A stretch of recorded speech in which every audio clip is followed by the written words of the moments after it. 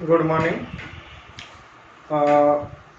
वित्तीय लेखांकन जो अपनी किताब है उसमें हमने एक चैप्टर का अध्ययन किया था, डिपार्टमेंटल अकाउंट्स, विभागीय खाते।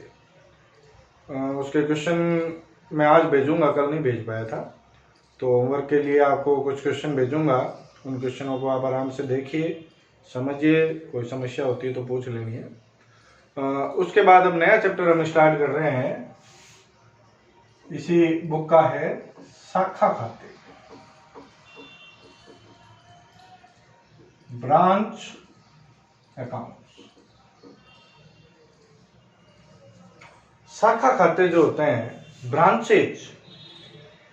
देखो, डिपार्टमेंटल स्टोर अलग चीज है, ब्रांच अलग चीज है। आप देखते हो जगह जगह शोरूम है। मान लो एक शोरूम रेमंड का है, तो रेमंड का मेन कंपनी तो अलग जगह, हेड ऑफिस अलग जगह, और पूरे देश में, पूरी कंट्री में या विदेश में उसकी शाखाएं हो सकती है।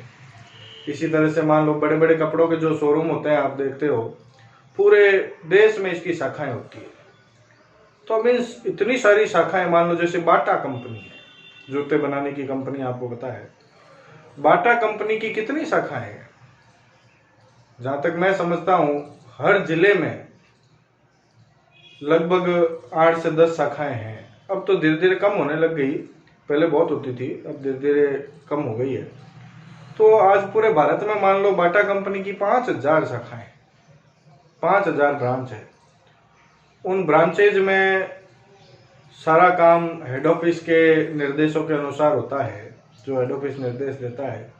तो फिर ब्रांच की अकाउंटिंग किस तरह, भाई हेड ऑफिस ये जरूर चाहेगा, जैसे डिपार्टमेंटल स्टोर में हर डिपार्टमेंट का प्रॉफिट देखा जाता है, इसी तरह से ब्रांच अकाउंट में जो हेड ऑफिस है वो ये देखेगा कि भाई अपनी मान लो 5000 ब्रांच है, तो कितनी ब्रांच प्रॉफिट में चल रही है, कौन सी लॉस में चल रही है, किसमें कम प्रॉफिट हो रहा है।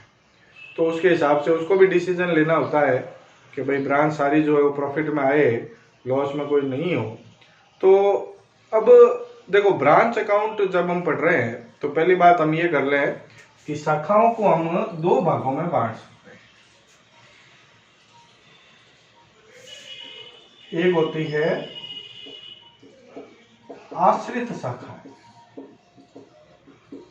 Dependent branch.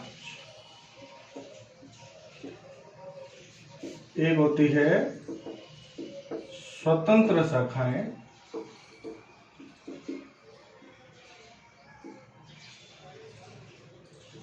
Independent branch. आश्रित और स्वतंत्र फर्क क्या है? आश्रित शाखाएं जो है उसमें सारा काम लगभग हेड ऑफिस के माध्यम से ही होता है। जैसे हेड ऑफिस जो है वो ब्रांच को माल भेजना, पूरा माल हेड ऑफिस बना के भेजता है। ब्रांच को किसी भी तरह का माल खरीदने का अधिकार नहीं होता है, सारा का सारा माल हेड ऑफिस से भेजेगा। ब्रांच के जितने भी खर्चे हैं उनका भुगतान हेड ऑफिस द्वारा किया जाएगा। चाहे ब्रांच में जितने कर्मचारी है उनकी सैलरी है या कोई भी खर्चा हो रहा है, किसी भी तरह का किराया है या और भी कुछ है, तो सारे खर्चों का भुगतान डायरेक्ट हेड ऑफिस से किया जाएगा। ब्रांच को खर्च करने का अधिकार नहीं होता। हाँ, छोटे मोटे खर्चों के लिए ब्रांच को कुछ पेटी कैश, फुटकर रोकड़ दे दी जाती है, और उससे उसको हर महीने का अपना खर्चा छोटा मोटा, मान लो चाय पानी नाश्ता है, तो छोटा खर्चा जो है पेटी कैश के माध्यम से उसको चलाना होता है। तो ये ध्यान रखना है। ब्रांच को नगद या उधार माल बेचने की सुविधा दी जाती है।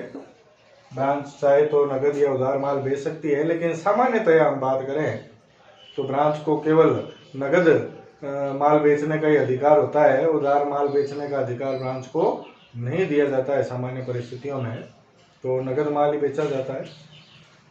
ब्रांच जितनी भी माल बेचेगा उसकी जो राशि आएगी, पैसा आएगा, उसको प्रतिदिन या उसके अगले दिन बैंक में हेड ऑफिस के खाते में जमा कराएगा ब्रांच पैसे। विक्रय राशि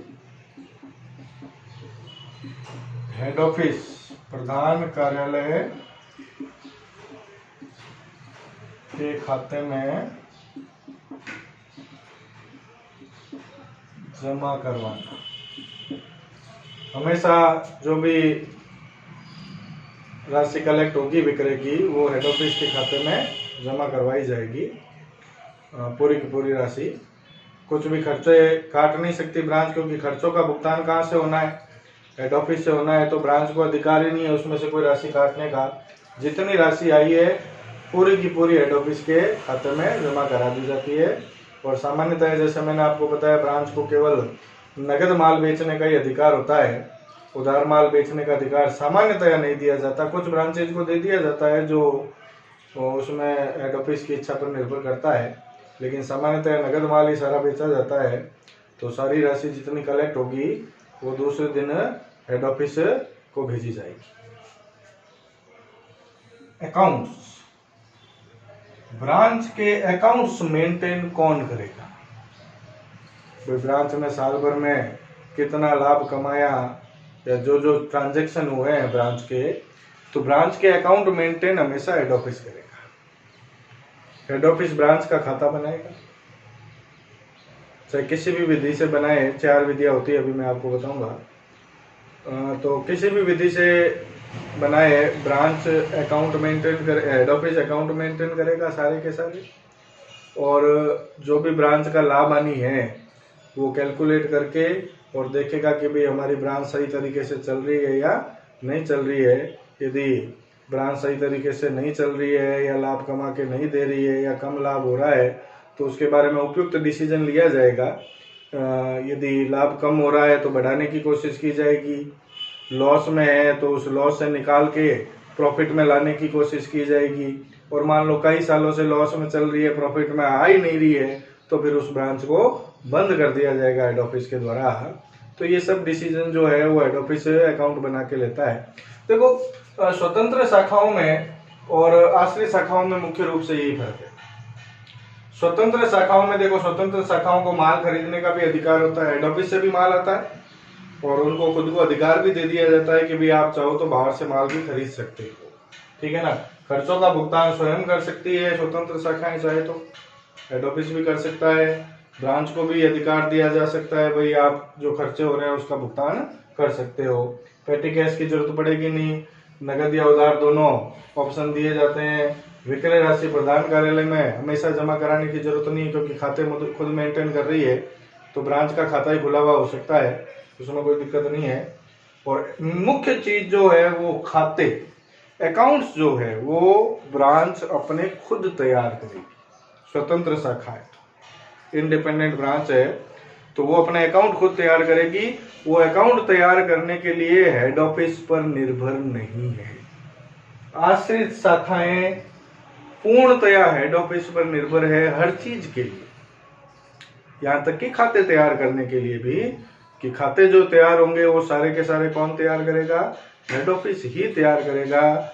शाखाओं को खाते तैयार करने का अधिकार नहीं होता है, ये चीज आपको विशेष रूप से ध्यान रखनी है, ठीक है ना। तो ये आश्रित शाखाएं होती है और ये स्वतंत्र शाखाएं होती है, दोनों के बारे में अध्ययन करना है अपने को।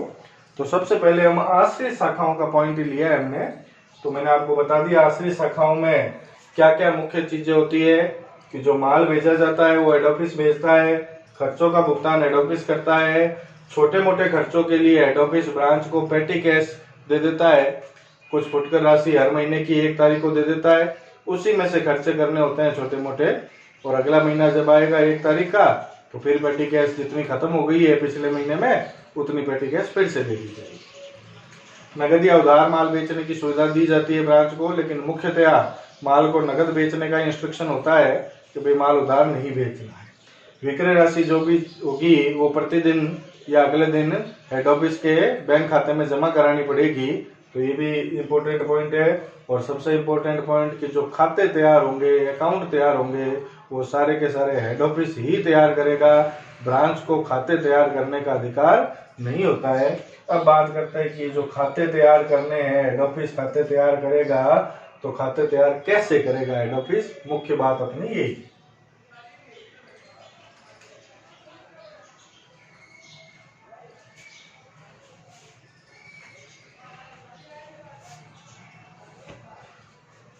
आश्रित शाखा के खाते तैयार करने की विधियां। कौन कौन सी विधियों से आश्रित शाखाओं के खाते जो है वो हेड ऑफिस तैयार कर सकता है। देखो, पहली विधि है शाखा देनदार विधि या शाखा अवास्तविक खाता विधि। ब्रांच डेटर मेथड कहते हैं इसको, ब्रांच डेटर्स मेथड या ब्रांच नॉमिनल अकाउंट्स मेथड। दूसरी विधि स्टॉक व देनदार विधि, स्टॉक एंड डेटर्स मेथड। तीसरी विधि अंतिम खाते विधि या शाखा व्यक्तिगत खाता विधि। Final account method